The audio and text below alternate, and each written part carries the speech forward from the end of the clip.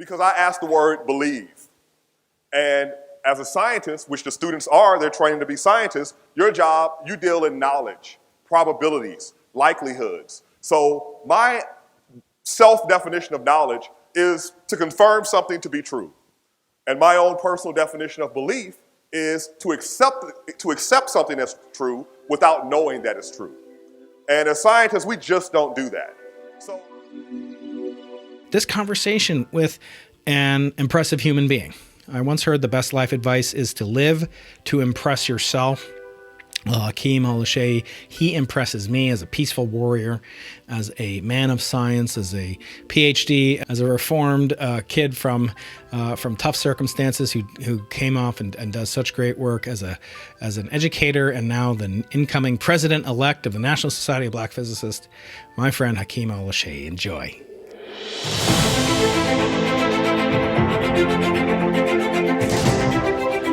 Any sufficiently advanced technology is indistinguishable from magic. And we are here today with a true inspiration. A man I have wanted on this podcast for years and doubled down on last year. During the pandemic, my audience was so intense about getting on today's guest, who's Hakeem Oluseyi, who is, let me read this quick biography. This could take up most of the hour. He's an American astrophysicist, cosmologist, inventor, educator, science communicator, author, actor, veteran, humanitarian. He's named a visiting Robinson professor at George Mason University, which recognized outstanding faculty. In 2021, he published an autobiography that we're going to be talking about, A Quantum Life, My Unlikely Journey from the Street to the Stars. His best-known scientific contributions are on the transfer of mass and energy in the sun's atmosphere, the development of space-borne observatories playing a role in JWST. We're going to talk about that. Transformative technologies. He's got at least 3 patents that I read, and we're going to go over those. Ion propulsion, computer chips, optics. Okay, Hakeem, my first question. Why are you doing this interview? Do you have any time left in your freaking calendar to do an interview with someone so pointless as me? Oh, man, are you kidding me? Pointless, not at all. I absolutely have a lot of time for this. Dude, listen, I hacked the system, sir. That's why I have time. You don't do what everybody tells you. So when I was at Berkeley as a postdoc, there was this famous story about the Berkeley postdocs. And what happened allegedly was that there was this European postdoc and this American postdoc. And they're walking down the street and some guy comes up and pulls a gun. He says, "Give me your wallet." And the American guy hands over his wallet immediately. And the European guy goes, "No, you can't have my wallet." And the guy was like, "What? You got to give me your wallet?" And he's like, "No, you better run." And the guy runs. And so the European guy turns to the American guy and says, "Look, man, you can't give your wallet to every guy who shows up with a gun." You'll be broke. I got that impression once from Jim Simons, who's the patron of our Simons Observatory, Simons Array, mathematician, code breaker, philanthropist. And once I was hosting a charity fundraiser for his philanthropy called Math for America, which is a great charity. And then there was this famous scientist who happens to be here in San Diego, and he was hitting him up for money for his own charity. So this guy's hitting up Jim Simons for a charity of his own at Jim Simons' own charity fundraiser that I was headlining. And then afterwards, Jim looks at me and he goes, "If I gave away $1 to every person who told me they were a genius, I'd be broke." The guy's worth like $10 billion. So you can't. You got to be vigilant. You got to be vigilant. All right, Hakeem, I told you before we started that we were going to begin with the question that you're never supposed to answer. You're never supposed to ask.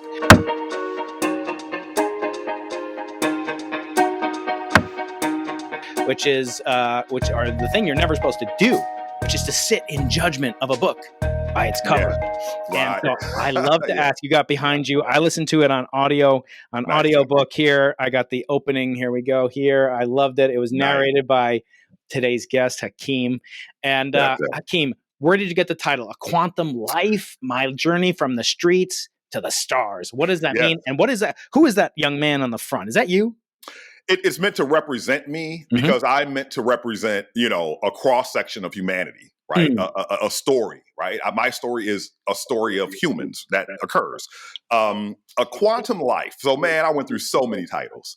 The quantum here has to do with a couple of ideas, right? One of them is the idea of initial conditions Mhm. determining the full trajectory in classical physics, but only determining the probabilities of outcomes in quantum physics. So when we're all born, we have certain probabilities of where we're going to end up. And you know what? I think of it almost like an eigenvalue problem, right? Like like the time independent Schrodinger equation. Each human can be represented as a vector in this multidimensional space, right? That has to do with identity. So, are you rich or poor? Are you, within there, race, ethnicity, sex, gender, all these things, right? And then the situation that we put you in quantum mechanics, we call that the Hamiltonian, right? So that matrix is life, a society, right, that you're placed in. So, you can calculate the probabilities of certain outcomes, right? We don't actually do that, but, if you look at certain life outcomes, they quite often will be a strong function of zip code. Yeah, right. Yeah. So, yep. Yeah, and initial conditions, right? So, so that's what I was representing there, and so my case is so extreme that I compare it to quantum tunneling as well, right? Breaking through this barrier that just shouldn't be that shouldn't be broken through. And so my unlikely journey from the street to the stars is basically about my journey from living my first 4 years were like, good for two-parent household, older sister community that generations of my family had grown up in East New Orleans. Great. Then my parents divorced. And the next decade for me was pretty bad, to say the least. But at the same time, certain passions were engendered in me.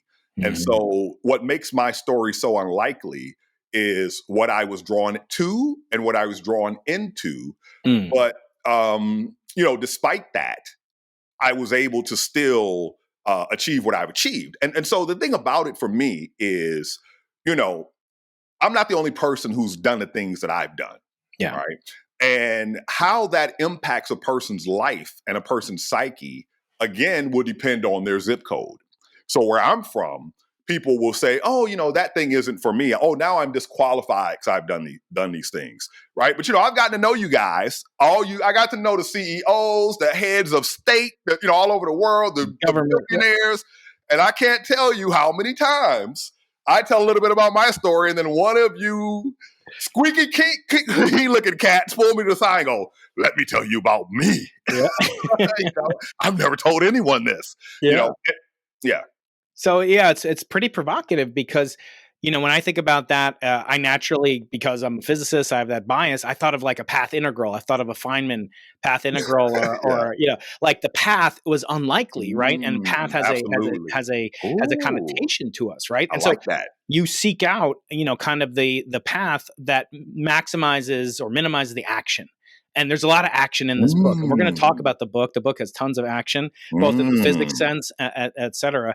But I want to take a big step back. And I want my audience to learn about your fascination with the sun. And starting off with the sun as a star. And then we'll get into new stars, old stars rather, when it comes to JWST. But I want to talk about, first of all, most of my audience is familiar with theorists, because I have a lot of theorists, a lot of Nobel Prize winners come on. They're theorists. Not so many experimentalists, hardware builders, rocket scientists, literally like yourself. Yeah. So tell me, first of all, what is there to know about the sun? The sun is the closest star. When my kids say, what's the closest star to the Earth? I say, Proxima Centauri B. No, Dad, it's the sun, you moron. Right. Yeah. Don't we know everything about the sun, Hakeem? What's left to learn about the sun? We don't know everything about the sun. What's left? Well, because there are several reasons.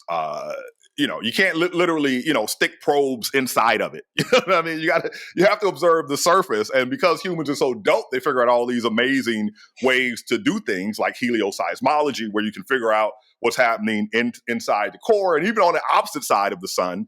But the sun is not like looking at other objects. Because it's so close, we get so much detail that we can't see in other stars, right? So when you see something from a distance, you can think you understand it. But then when you look at it up close, you're like, whoa, there's a lot going on here that I don't quite understand. And so the sun also has utility as a tool.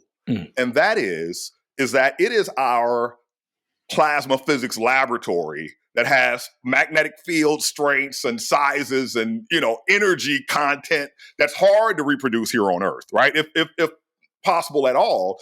And so we learn the plasma physics. And, if you think about what percentage of the baryonic matter in the universe is in the form of plasmas, most of it, to give the short answer, right? So, the idea here is that, quite often we'll learn these plasma physics processes on the sun and then apply them elsewhere. And that's sort of what I've done in my career. So when I often call my research hacking the stars, because, stars, the sun is the only star that I've studied to understand the actual object and how it works. But I've used the sun and my knowledge from studying the sun to develop new technologies or to help them to understand the universe. Like, for example, supernova cosmology or, galactic archaeology. I'm not studying these pulsating stars to understand the stars. I'm using them for another purpose, right? Yeah. So when you looked at the sun using the MISTA, I think that's how you say it. Yeah. So that was your thesis project at at Stanford University, where we overlapped briefly. I was there as a postdoc in '99. You were there as a student. Well, I actually finished in '99. But, I remained strategically registered for a year while I worked in Silicon Valley, because I asked my PhD advisor, will you pay me my tuition for another year? Because I can't afford to move off campus. I know. And at that time, people forget that was the first .com boom. I had to live literally on the train tracks pretty much on Alma Street. Yeah, I almost got nailed by the train a couple times. But tell me about that rocket. Tell me about the thrill of going to White Sands with this object that you spent so much of your blood, sweat, and tears on, along with your dear beloved mentor, Art Walker. We'll talk about Art because he was a towering figure. I remember his presence around there. But tell me about what it's like to put your baby on a rocket and launch your dreams to the stars with I think it's like about a 5 to 10% chance that they'll either be catastrophically destroyed or will produce no data. What's that like? I think it had to be at least 50-50, man. But before we go further, I want to establish some sort of framing. Because when people ask me questions about, hey, tell me what fascinates you about the sun. It sets a framing and it has assumptions in it that are not true. And those assumptions is that young Hakeem thought, oh, what would I like to be? What would I like to study? And then I pursued that. Right. That's not how it worked for me, right? For me, it was, oh man, high school is coming to an end. How do I live indoors and eat after this? Oh, I joined the military. I'm out of the military. Oh no, what do I do? Oh, I got to find a job. Can't find a job. Go to college. All right, I'm in college. Learn about this thing. Oh, what do I do after college? Here come these graduate students saying, yo, we got this conference you can come to and we'll tell you about this thing called graduate school. Then I get to Stanford and I'm like, I don't trust none of y'all, but I trust him, Art Walker, right? So I didn't choose the sun. I chose Art Walker. And that's so critical, Hakeem, permit my interruption. But I always tell my students, it's not important what you go, because they're all like, should I put on that I want to be an experimentalist because that gives me a higher chance of getting into grad school? I'm like, I don't care what you put on. The most important relationship you're going to have is with your advisor. That man or woman may come to your wedding. You may go to their funeral, and et cetera, et cetera. You're going to have a bond with that person, maybe even closer than you have with your siblings or your uncle. Certainly, than you're like an uncle or something like that. I want to double tap what you just said, because I think it is incredibly important that the relationship matters more than what you are relating with, say, the science or the thesis or the experiment. So yeah, please go on. Yeah. So anyway, as far as like the work of it, man, for me, every time I'm engaged in something, on the one hand, I just try to do the best that I can and just be as careful as I can. And if I, and then there's a certain point where it's just not under your control, right? Yeah. And you have to, the fates, it's in the hands of the fates. Have I been naughty or have I been nice? And when it works, you're like, yes, right? And so, it doesn't turn out 100% necessarily, but at least if you can get some science, it's so hard to be an experimentalist, man. Yeah. And it's not as frustrating for me as coding, especially when I'm working with other people's code. But and there is such a sense of accomplishment that you get But at a certain point, you start feeling like, hey, I'm the redhead stepchild of astronomy. I built the Hubble Space Telescope, but the people that get all the credit are the ones that are using it, to make, are using it, and they get the, they're the genius, but I made it. So, audience, I did not make the Hubble Space Telescope. It had nothing to do with it. That was an example. Exactly. Putting their life on hands that it's inherently fickle. We, as scientists, we're used to like control. We think we have power. We think we have decisive intent on what the future is going to bring. You put this thing on the rocket, it could blow up, as you say, one out of every 2 times. You wouldn't get on a plane. Put it this way: you would not get on a commercial airliner if it had this low a rate of success, right? That's right. Yeah, absolutely right. Yeah. That is, it is not to, no part of it is easy. But you know what? Nothing in life is easy, right? Being broke ain't easy. And I say that to say, if we talk about the difficulty of it, we talk about the challenges of it, then, there's a lot of advantages to what I do. The change in my life that occurred because I got a PhD, because I became educated. And, for me, I like to look at history a lot. And when you look at all these people in history that were like, oh, you're keeping me from an education. And, they so value it and they're so trying to get it. And now we're in a world where people are like, school ain't cool. Educate what? Nerd, that kind of thought process. Right. I don't want to run anybody away by like, it's so hard, right? But, because the reality is everything is hard. No matter what you do, it's hard. And, is it fulfilling is another question, right? Can you, and then of course, for some reason, there's your value to society and dignity is sometimes associated with your career. I don't think of it that way, but I realize that, a lot of society does. So, it's hard, but it's very worthwhile. Yeah. Now talk about, some of these things that are universal. We like to think of scientists, the public thinks scientists, we're all getting along. We're all trying to do the same thing. We're all in the name of science and we're just pursuing truth. Talk about what science is really like. You have a gripping passage and series in the book with your competition against SOHO and how Mister was in competition and how people don't think about science as like competitive, and yet they think of scientists like children. And I'm like, do you know a kid who's not like competitive, possessive, jealous, anxious, whatever? So talk about like, what is it like to compete against something when the competition's like what they call an infinite game? You're never going to win science, right? Like you might win a Nobel Prize, but you don't win science. So talk about competition. What was that feeling like against SOHO? First of all, what was SOHO? Why was the competition so fierce? It must be because the stakes were really high, right? Yeah, the stakes are really high. When you make a new observation, you have an edge up on the competition. If you have a new instrument, right, the latest, greatest data is always going to give you new stuff, right? That's why JWST is going to, who knows what we're going to see. And so there's a little sort of competition that happens between rockets and satellites.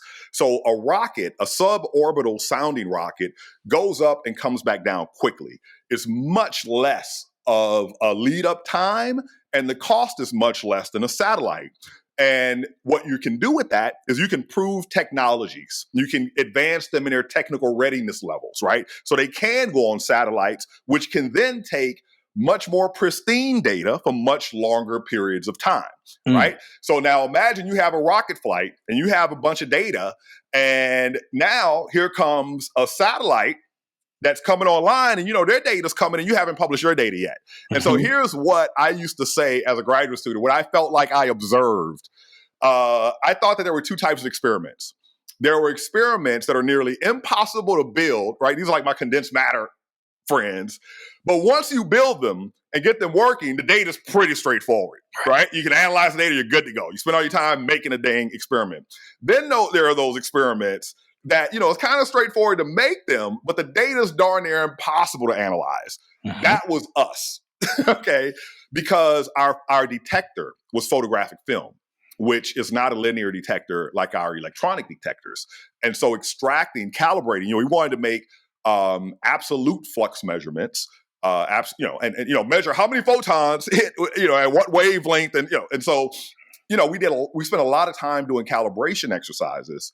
And so we were doing so much time in the experimental component, and then the analysis component was so tough that, it looked like we might not be able to get stuff published before someone else did, which means that we wouldn't be able to publish at all. Mm-hmm. Yep, and you have to like keep your eye on it, and you also have to navigate these waters of a competition for funding. It's like, scarce resources at every leg of the journey.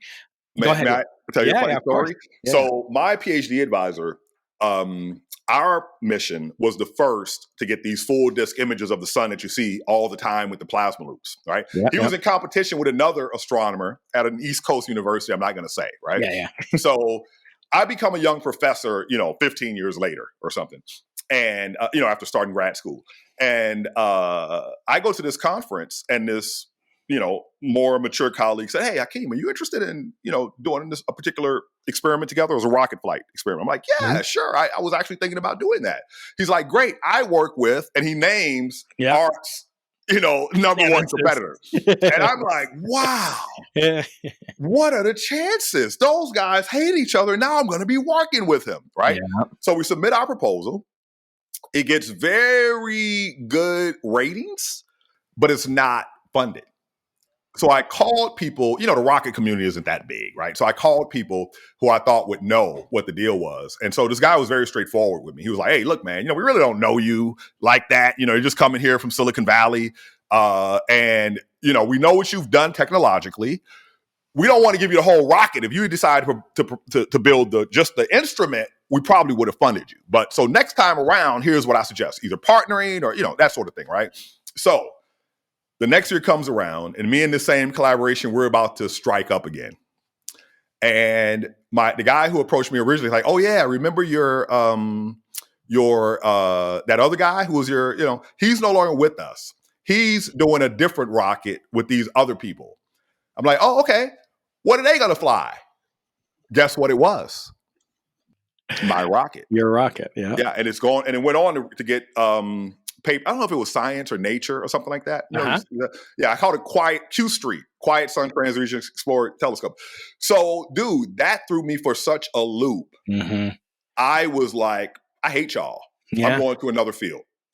And I started working with the people that do galactic archaeology, Željko Ivezic, Andy Becker at Washington, Josh Bloom, and Peter Nugent at Berkeley. Mm-hmm. Because I was just like, I don't want to forget y'all. This is, I ain't got time for this. I'm trying to, understand the universe here. I don't have, I gotta curate my scientists. Right. You got to say no, which is a skill. I think it's hard to learn, because in the beginning of your career, you got to say yes a lot because you don't have as many opportunities. And in order to say, yes to the things that matter, sometimes you got to say no to other things. You also worked on a very competitive field. Sorry, go ahead. Thank you. There was that whole thing of like, I complained that I had no shoes until I saw a man with no feet, right? So I told my colleagues what happened to a couple of friends, and a couple of them were like, "Well, let me tell you what happened to me."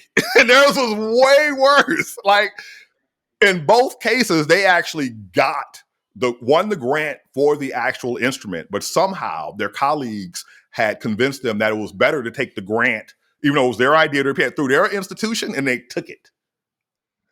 Yeah, kicked them off the project. Yeah, twice, 2 different people, 2 different countries, right? So, the competition is fierce. And I'm gonna tell you one other thing, Brian. So I like to use humor a lot. Yeah. And when I hear the public discussion about science and scientists and how opposite it is of how we actually are, and let me tell you what I mean. So you look at things that are controversial because it runs a butt. When you start talking about origins, our faith traditions talk about the origin of humans, the origin, all this kind of stuff, right? So there's sort of like a butting heads. Certain things are the topics that I feel like the public thinks that the world scientists get together in a room every 30, 40, 50 years, and the topic is the same every time. What's the big lie we're all going to agree on? Right. Global warming, evolution, the Big Bang, when the reality is, we ain't agreeing on nothing, right? There's no agreement. No, we hate, and it's not that we hate each other; it's that we're all Sheldon Cooper, right? That's the, And that's our job, is to be skeptical, right? I mean, absolutely. Feynman said, science is the belief in the ignorance of experts, not the wisdom, not the knowledge. Because Absolutely. if he had just thought, oh, well, Schrodinger got it all right, and Schrodinger thought, oh, Newton got it all right, we'd never have Schrodinger, Einstein, et cetera. Yeah. Exactly, man. So I agree completely. And I just want to like kind of maybe brainstorm a little bit. I had on one of your competitors last month, a man by the name of Brian Schmidt, one of the few Brians that I know who have won the Nobel Prize. Yeah. And he he was a competitor of yours when you were on the Supernova Cosmology Project. That's and right. He described with great disdain the competition, the toxicity of the competition between those two groups. And it's like, no matter where you go, what was that like to be a part of that? And like, was that part of like, when did you go to Silicon Valley? Was that after that was, you were in applied materials, and then you went to Supernova Cosmology Project, right? You made your millions of dollars from your patents. You made that was the idea. Millions, billions. And then you're like, I'll retire. I'll be a gentleman of leisure. That was. Let me tell you what I did, like? man. I had played my cards right all the way up until I didn't. So, these historic trends in the market. So, man, I negotiated my way into stock options, and I was just in there kicking butt. 7 patents in a year and a half. And so I discovered I don't like the culture. Okay, so I'm like, nobody's interested in the universe. Everybody's talking about stocks and chips. I want to, let's think big. And they're like, I can't tell you how many times, I'm engineering something. I was like, oh yeah, I think I understand the physics. And if we say it, and my manager goes, nobody cares. Right? Nobody cares. Just get the thing done and out. Right. So anyway, what were we talking about again? Just like that Silicon Valley, kind of competition, then transferring the Supernova Cosmology Project. It's kind of going back into the Supernova Cosmology Project. So that was such a toxic community. And I'll tell you one thing that happened. So when I became a young professor, I didn't take it for granted that I could get funding in anything that I had done. So my first year, I submitted 10 proposals, and it was everything that I had done. Right. So I'm submitting some solar stuff. I'm submitting some detector stuff. I'm submitting, right. And I was getting these weird reviews, right? Excellent, fair. Like, huh? What? And so, I'm like, oh yeah, I'm gaining insight, right? Because one thing that happened is one of my arts buddies at NASA invited me to be on a proposal evaluation committee very early, after I became a professor. And I'll tell you what was shocking to me. I'm a fanboy. So when I was a graduate student in the 90s, and everything wasn't digital yet, I don't know if you did this, but I would go get the journals, photocopy the papers, and I just had all these stacks of papers, right? Yeah. And so what I would do is if I saw the same person's name coming up in a field, I'm like, okay, I'm going to go and get every paper that person wrote and read them. And I literally did that, right? Yeah. Anyway, I decide, I attend this Christmas party, and there's a younger astronomer at this party. And I'm telling him like, oh yeah, man, here's how it goes. Here's what you want to know. And when I told him about this experience with one proposal that was excellent, fair, he goes, oh, I remember that. The person who reviewed it and I are close. And he told me about that. And guess who it was? The competition of the previous group I was in. Yep. I've heard that before. Yeah.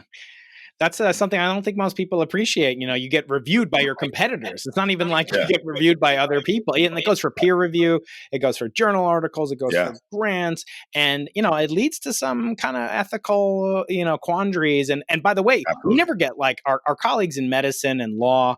They take classes on ethics. We never get scientific ethics class. At least I never did. I don't remember any. Yeah? Or at least like talks to the, to the TAs on ethics and stuff like that. Yeah. We have to do like an hour, every year, and like a online, course that, is mind-numbingly boring. But what if we test to see if you're moving your mouse and all this stuff? But what if we approach science the way we have approached this pandemic? Everyone who needs a vaccine will get a vaccine. Yeah. Right? Mm-hmm. Everyone who has a sound, meritorious scientific idea will get that idea funded. Yeah. That's not what we're doing. We are saying to ourselves, we are only going to fund this tiny percentage of the feasible and meritorious ideas. Right. What kind of approach? How are we going to compete with the Klingons Right. and the Ferengi like that, right? Mm-hmm. Yeah. Yeah. And I think, it's like, what are the solutions? Some of my friends are like, oh, we should tax emails, because we invented emails, or semiconductors where you used to work, right? I mean, physicists invented the semiconductor, invented the laser, invented the transistor, and, everything. Do we tax it? Do we have, I think then you stifle innovation. But I think it is an important thing to think about how scientists are just like other people, quote unquote normal people. Absolutely. But I wonder in your role as, part of your, one of your 17 different jobs and hats that you wear is communicator, public, communicator and public face of science. I always feel like when I talk to my colleagues, I say, you guys have a moral obligation, in my opinion, to do communication to the public because the public pays your salary. And better yet, it's for your own good, because the day that they give up on you and say that you are no longer necessary because we don't have any wars anymore, or whatever, it's the end of the road for you. And by the way, most of our colleagues, true or false, Hakeem, would do what we do for free, right? We're having fun. We're playing games. So it's an existential risk for us. And yet my colleagues say, oh, I'm not good at that. I'm not good at speaking. And you had your journey, from the streets to the stars. It wasn't you weren't taught this growing up in the South, how did you approach it? Do you approach it as part of professional development, as an obligation, as I call it, a moral obligation, or what do you think? Well, I do feel obligated, to be honest with you. But, that comes from even when I was a child, my family was very engaged in the community. And, we're a rural community. So, you have your summer, we sold beer and other products. You have your summer softball and baseball games, and so like my brother-in-law was the manager. And so we would always, host the fish fries and, all this kind of thing. But we were always community and church involved, right? As a young guy. So I brought that in. And then when I went to Tougaloo College, the historically Black colleges, they also, and also I went to the military first, right? So also you have that sense of service. And then, when I went there to historically Black colleges and I joined Kappa Alpha Psi fraternity, our fraternities aren't about, these historically Black fraternities. They're not about, let's party, right? They're about achieve, right? Community service. That's what they're about. So this whole built in. So when I show up in graduate school, if you're an African American graduate student, there's a huge percentage of the population. You've now in physics or chemistry, something mathematics. You're rare, right, in this country. Okay, so you are requested by people that are serving communities that are similar to what you're doing because they want to see their students, their kids advance to where you have advanced. So then you start going out, right? Now, for me. You saw my book, I gave at least one sermon, but, for me, I was a kid in the country and, you had one channel that worked reliably. It was a turn, go outside. When it got to the point when you go outside and turn the antenna, then we were big time, before you had the aluminum foil on the thing. So what do? You sit around telling stories all the time.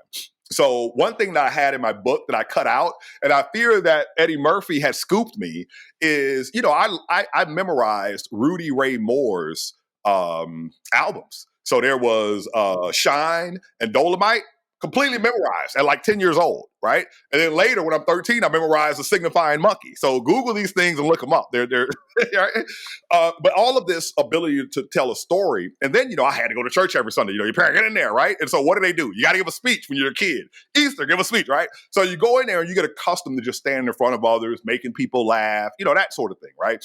And so it came very natural. Mm-hmm. It was a discovery. It wasn't a desire.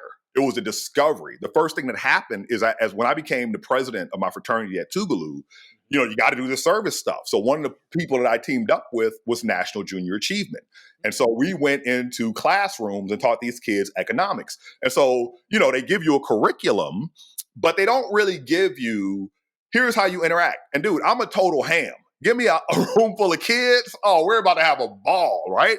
So, the teachers are like, oh my God, you're amazing. And the reason why is just like us, right? So, Brian, I'm going to give you a little bit of insight, all right? I had a little bit of acting training. Yeah. I see some of our colleagues, they get a shot to go on a TV show, And you can see clearly that they're talking to our colleagues. They're not talking to the audience of regular folks. They're like, my colleagues are looking over my shoulder. I better be incredibly, and so if and here's the other thing I want to say. I think your colleague is right. I don't think it is for everybody. Yeah. Right. And here's what everything isn't for me. You know what I mean? Like, sure, I might be the greatest basketball player who's ever lived, the prettiest guy in the history of humanity, the smartest, the highest jumping, fastest running, quickest. Anyway, yeah, I might be great at a lot of things, but I'm a complete idiot at a lot of things. Right. So recognizing, where you have a gap, where you have a lack. And, that's part of being a good scientist, I think, we're yeah. And if we all knew everything, my thesis advisor used to say that's why they call it research, not reading. It's like if you knew all the answers, it wouldn't be. So let's talk about research. Let's talk about your mentor, Art Walker, who was the mentor and this is advisor of Sally Ride, who is my colleague here at UC San Diego, first American woman in space, inspiration to women and men around the world. What was he like as a person? You described very candidly. He was kind of like a father figure. You have two fathers in your story, and we'll talk about both of them. But although I had three, really. But. Three. Oh, yeah. Okay. The other was my brother-in-law, but you know how it is when you write a book. I submitted at 150,000 words. They're like, 50,000 words, got to go. One easy way to do that, Hakeem? Get rid of characters.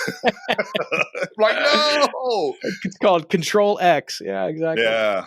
So talk about Art. What was he like as a person? The man overcame many barriers. He broke through a lot of ceilings, but he was also, one of the best scientists, of that generation. And sadly, he's no longer with us. But talk about what he meant to you and the importance of mentorship. And almost as academia has to have a father, it has to be platonic, but we are kind of like advisors. We are sort of like paternal or maternal, right? Yeah. I will say something to you that, when I was at NASA headquarters, I went and had a conversation with Dr. Freeman Rabowski, who's the president of the University of Maryland, Baltimore County. Okay.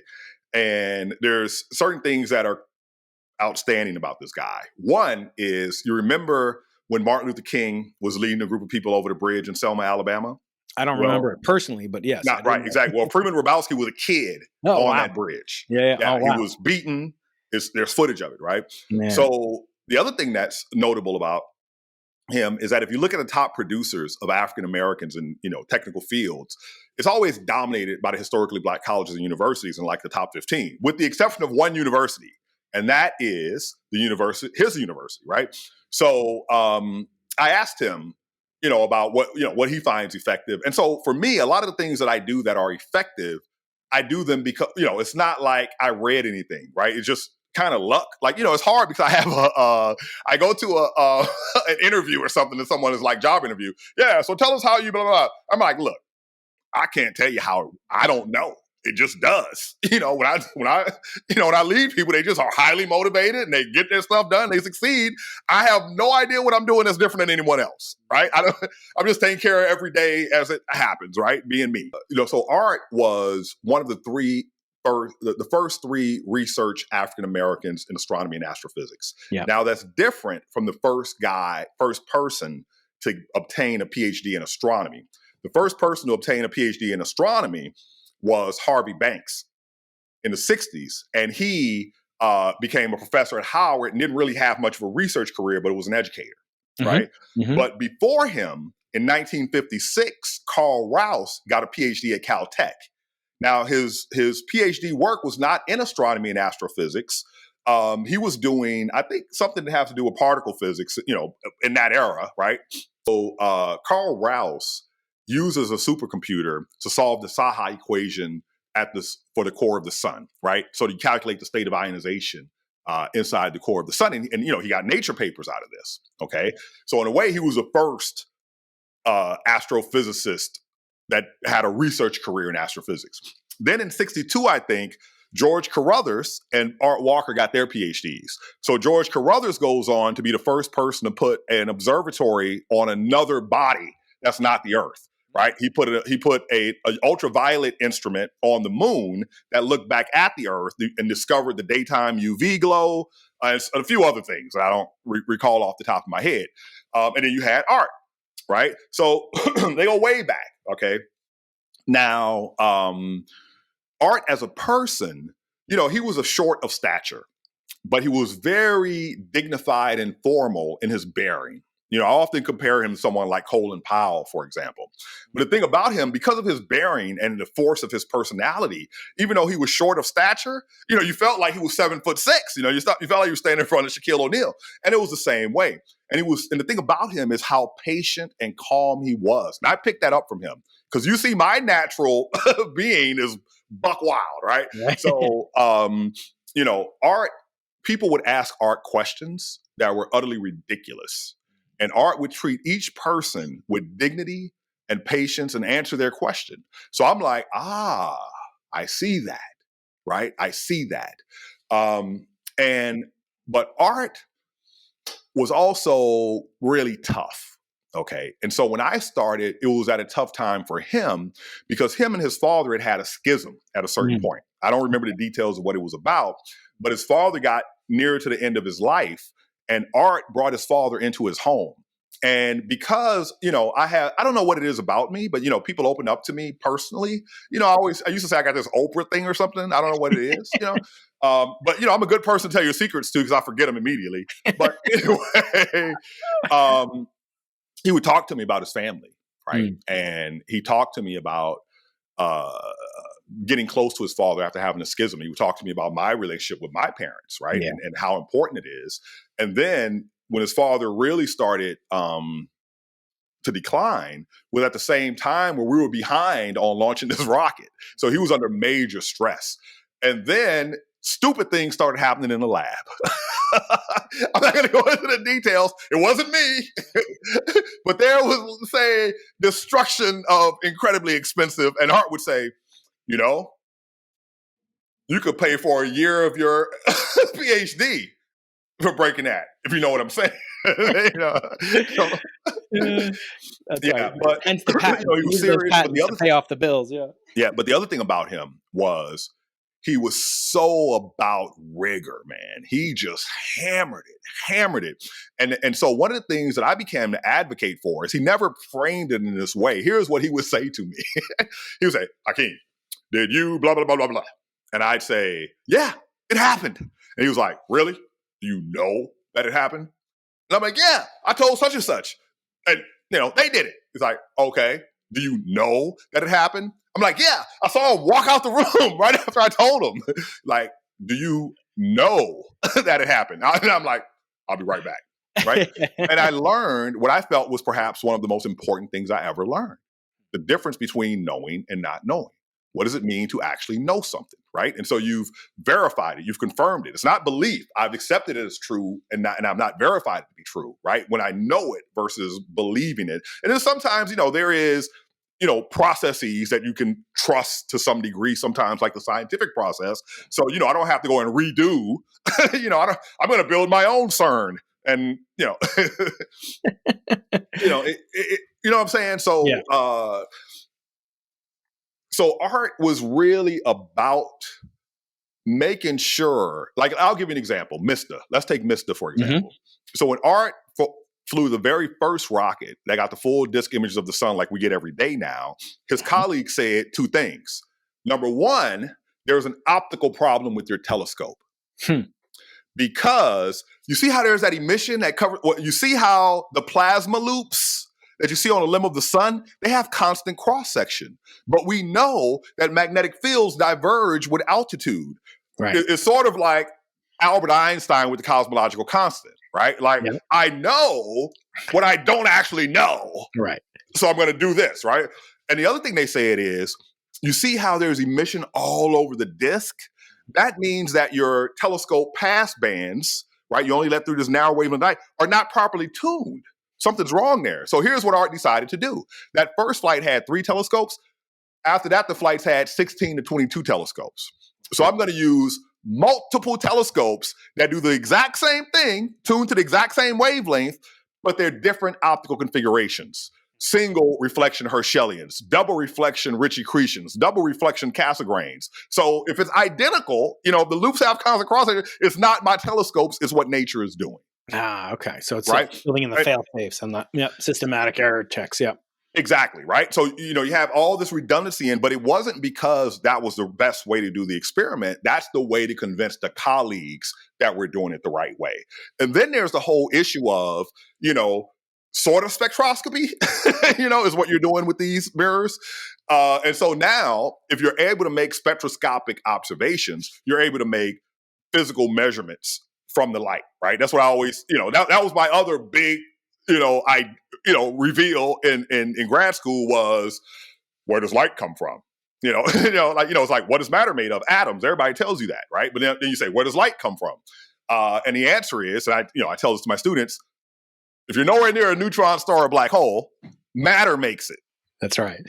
And the identity of what the matter is encoded in the light. And what the matter is doing is encoded in the light. So interpreting this light is how we do this science, but it has to be done in a rigorous way, and you got to prove it to your colleagues. So we then had to develop that science, but Art had already done that for X-rays. Because remember that whole battle between the rocket and the satellite? Yeah. In his early work, he had the first X-ray satellite to study the sun. Spectroscopic one, right? And he got the grant first, but a rocket beat him. So he likes to say, I didn't get the first X-ray spectra of the sun. I got the, 5th through 3000th, The best. Yeah. Yeah, the best, right? Yeah, and they laid the foundation for, how X-ray analysis of astrophysical plasmas would unfold in the future, right? And that's the sort of thing that I employed. So Art was also super giving. He always was a member of community groups, and he was super giving to me, right? He would take me, when I first joined, one of the grad student I was perhaps closest with kind of took me under his wing in a real big brother kind of way. You know how a big brother will help you, but they also punch you in the face? Yeah. Craig, he wouldn't punch me. He kicked me one time, kicked me in the butt, and I looked at him, I was like, Craig, if you ever... So one thing about science communication, you asked, observing Art teaching his astronomy class, because he made the graduate students run the slide projector, taught me how to communicate science. So if you look at, especially if you look at my first TED Talk, I basically embodied Art whenever I gave my talks, right? But Craig DeForest was another guy who was a great science communicator. So he became, after he left Stanford, the science communicator for the solar physics division of the AAS. And until very recently, right? He was it for 25 years or something like that. So I had these two great science communicators to give me, as a example of being a science communicator, right? Yes. Yeah. And that's part of, the public persona of science and the appreciation of science. I mean, my only quip is, when people say, oh no, that's too hard for me. And I always say, oh yeah, I know. Yeah. Quantum field theory is so easy. You learn that, coming out of the womb, and no, I had to study that. Oh, so you study things that you perceive have value. But so it must be that if you don't study and work on your communication skills, maybe you don't perceive it as having value, and maybe it's denigrated a little bit. Anyway, I do feel like we every scientist should at least pay attention to it, because it's the soft skills that really lead to our career. I mean, you could be, the greatest, brain, have the greatest memory, the greatest processing power. I don't care. Wikipedia is going to beat you. Wikipedia is a lot smarter than you, it knows more facts than you, but it doesn't have wisdom, and it can't relate to people. And, for those reasons, I do feel like it's a neglected skill. I do try to accentuate that with my students and really inculcate in them a desire to do that. And there's the old Jerry Seinfeld joke that, people are more scared of public speaking than they are of dying. So you'd rather be at inside the casket than giving the eulogy at the funeral. But I want to turn the other thing, man, is what I see. It seems like every young person is a science communicator now, right? Every graduate student has their Twitter video. I mean, they're slick with it. Right? Yeah. Because I think also is that people see it in various ways, right? It's not just as okay, this is a public good. Yeah. It also can be it's a way to make money, or it's a way for me to get my creative person out, right? Or or I like to teach, I like to engage with people in prisons or people in the community or kids. And so there's so many different avenues and so many different styles.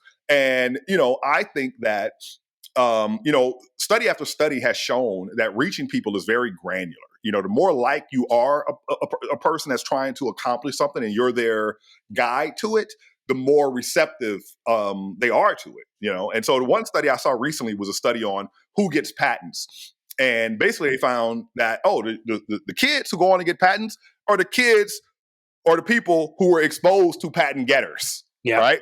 Mm-hmm. But then they looked at it more, finer, and they saw that, if it was a young lady and she was exposed to a woman who had patents, that was even way more effective, and it's quantitative. It's not, it's like a social study done with data that scientists would say, okay, this is real, because you know how we are. I want to ask you a difficult question, because I do see you as in some ways like a parent's dream, with the stuff curiosity that you had. No, seriously, Hakeem, the inquisitiveness, the forthrightness, the boldness. Look, you changed your name. You have courage, man, and you did it. You're self-made in a way, and you're also father raised and father not raised. But I want to ask you, like one of the greatest things I'm teaching my kids right now, that drugs are basically the one thing I won't forgive, because when as I understand it, depends that different drugs have different effects, right? Yeah. But I do see gateway drugs and I see other things, and I've never done a drug in my life. Maybe I should have, but I never. I'm a nerd too. Don't you right? Bro, I don't have as many brain cells as you to rub around. Like I can't afford to lose the 3 I have left. Man, me and Stephen Hawking, we were. Like, this is the only Rubik's Cube I can solve. I'm not that smart, man. My 16-year-old son came back from Christmas holiday. I know how to solve Rubik's Cube now. Mess it up. I'm like, dude. He's always, I'm always, my mom, when he was like 4, I think he's smarter than you. I'm like, what?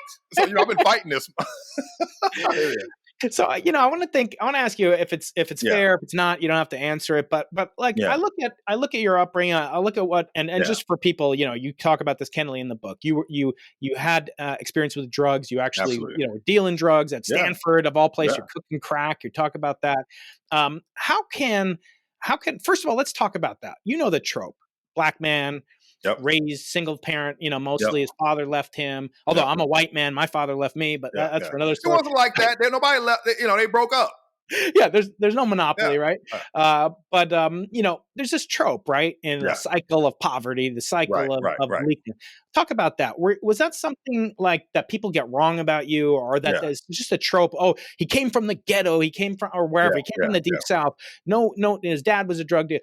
Is that a trope, or is there something to learn from it? Are you sick of talking about it? It's really interesting that you bring that up, because I just was listening to something or watching something about exactly that and how it came about from this document, this analysis that was done. And, if you look at these, the statistics, and they looked at it as like, crisis in the black family. Well, guess what? It's no longer just a black family. So the statistic that everybody likes to, point out is like 70% of black kids are born to black mothers who are unmarried. Yeah. But guess what? White women who would only, without much education, 68% of their kids are born out of wedlock, right? Mm-hmm. And the other thing is, there was a study done of parental involvement. So even though you're not married, your parents are still involved in your life. And so it turned out that African-American men had the highest parental involvement of all races. Right? So even though my parents were married when I was born and divorced, my father, now it wasn't like, so the guy I wrote my book with, another Jewish guy whose father was a neuroscientist, there were these times where he was like, well, when they gave you an IQ test and they discovered, didn't your parents, how like, they'll send you to be in a gymnastics camp. I'm like, no, dude, ain't nobody gonna do that where I'm from. They're like, nobody gives a care. But my story is extreme, right? Most kids weren't me. Every guy in the 8th grade wasn't selling joints. It was just me, right? Every guy in the 9th grade wasn't selling joints. It was just me. And then you go to Stanford and get a PhD from Stanford either. Well, yeah, but no, a lot of the people at Stanford were selling joints, right? That's the difference is that, like I told you before, I'll tell my story, and some high-ranking person in the world who's non-black, let me tell you my story. And the difference is that it becomes a part of your identity if you're part of that lower economic identity group, right? But if you're in a higher, it doesn't really matter, right? At least one president, I'm not going to name, because I told you, the hater listener is going to be like, in this book, I snorted a few lines, I smoked, right? Right. man, I tell you this, just like I say science ain't science, drugs ain't drugs. Right. And what I mean by that is, precision and prediction in physics is very different than in, say, medicine. Right. So you can't say science. Right. And it's the same thing with drugs. Having a beer, smoking a cigarette, drinking some coffee, cocaine, heroin, all this array of things. There are some of them, of course, don't ever go anywhere near that. But the biggest problem that parents have is when you take that extreme position and they leave home and they see their colleagues, I'm not touching that drug while y'all are drinking and doing lines and smoking. I'm going to be there. And then they go on to have the exact same life. You're like, what the hell was dad talking about? They didn't die instantly, right? Most people don't become alcoholics who drink alcohol. Most people don't become drug addicts, right? That's right. Yeah. They become successful professionals, and so having these tropes, it lives in everybody's mind. So not only will people look at you in a certain way, people look at themselves and, I guess now I'm disqualified. I can't do it.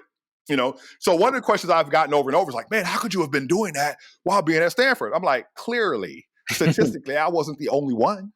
Yeah. Right? Like, several people are doing it. Chances are your parent was doing, and, parents and teachers are big hypocrites, right? I was talking to a good example of that is there was this one guy I knew. And, this guy, he was married, but he loved to talk about his exploits of the past, right? Now, even though he was a devoted husband, hardcore Christian guy, but he loved, to impress, right? He thought it was impressive. But they had a daughter who was coming of age, and their daughter had promised that she would not, have relations with a boy till after graduating high school. Mm-hmm. And after this couple graduated high school, that same day they had relations, right? And so he was telling me about this and how he went through, right? And I'm like, dude, you're talking to the wrong guy. You did it. I did it. Your wife did it. Your mama did it. You know what I'm saying? And the world didn't fall apart. Right. So stop being, it's not a tragedy. There's responsibility that has to be taken. There's care. You want to get, want to do things right way and things like mystery. That. Right. Yeah. But don't treat things in a way that's going to make you lose your credibility with your child. Right. For being, a hypocrite or, so I try to tell my kids the truth. Like, for example, what I've come to understand about our educational system. Right. Yeah. You're not learning mastery there most of the time, especially when it comes to something like mathematics. Yeah. I now firmly feel like I have enough evidence to say that if you learn mathematics well, right, before you graduate high school, it happens for one of two reasons. It's in your house / community or you're lucky. Yep. Right. I was neither one. Right. I had to learn it later,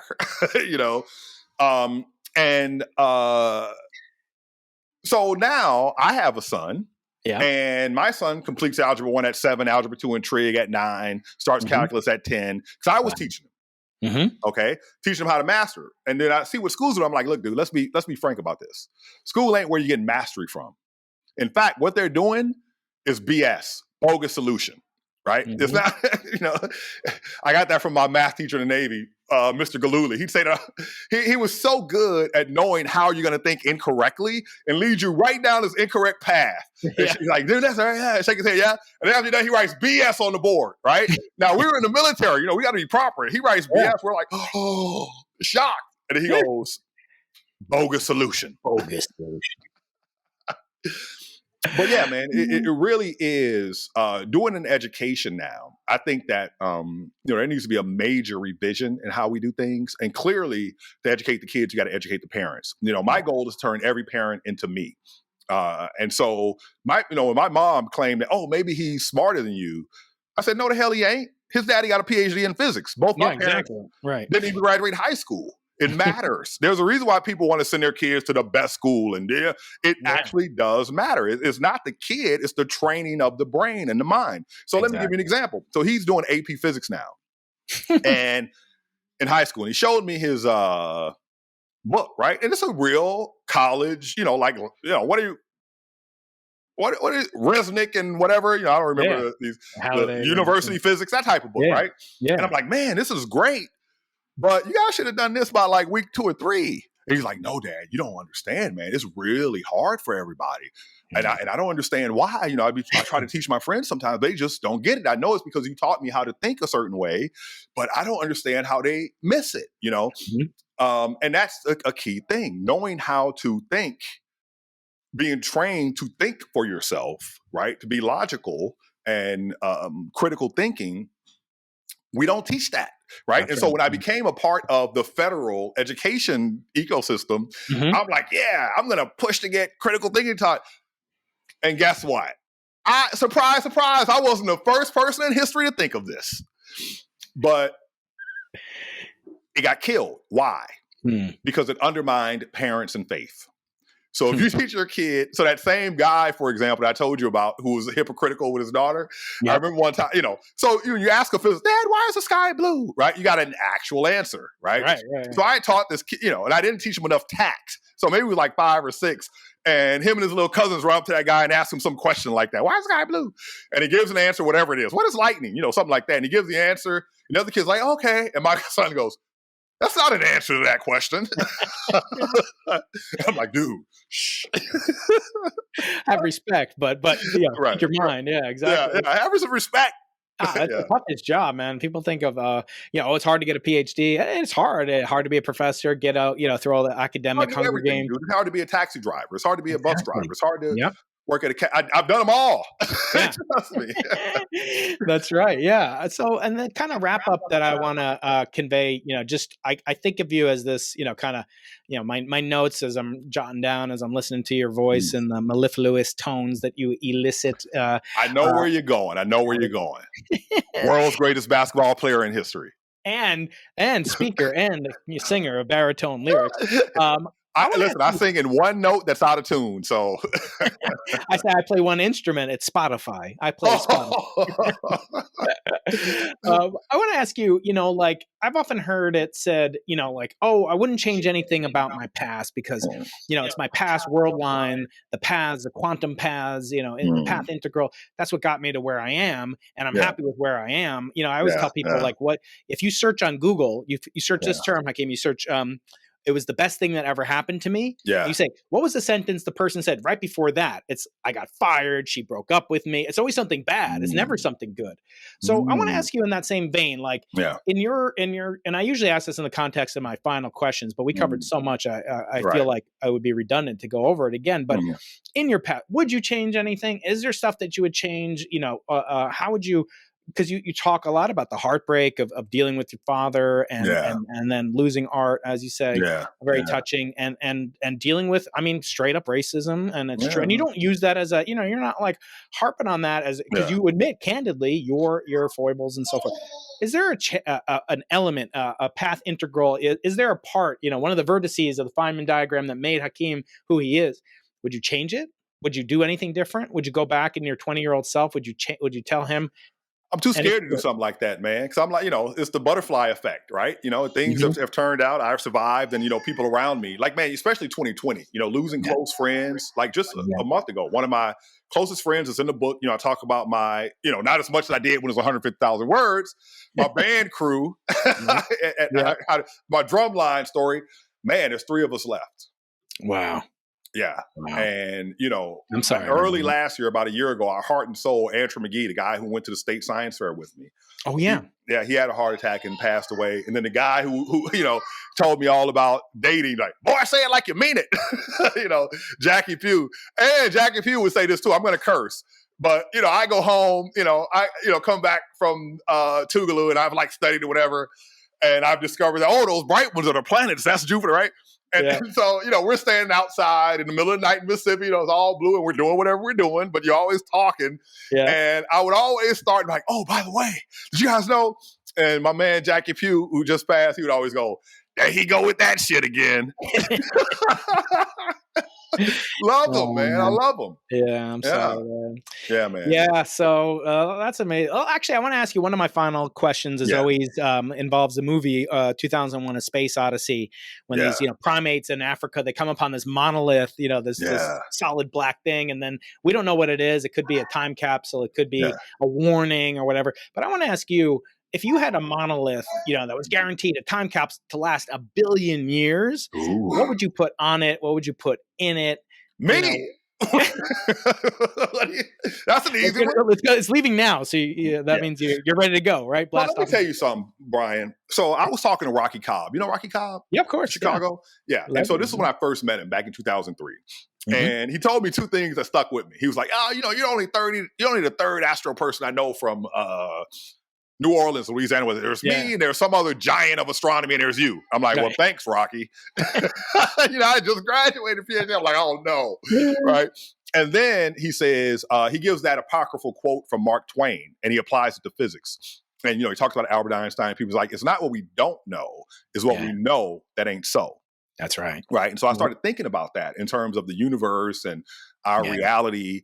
And so, one of the things like, space and time, like just right where I started. Right. Yeah. And I figured I had this thought. I'm like, okay, me and Brian are experiencing this moment and we call it now. And we believe, don't know it, we believe that there is this thing called the past and the universe has evolved up to this point. And now is the actual real now. And beyond now, there's that thing called the future.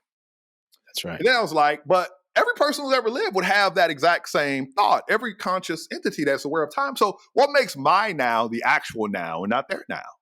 So it seems like the existence of consciousness makes all world lines co-equal in a way. So as far as I know, it's 100 million years from now and I'm already dead.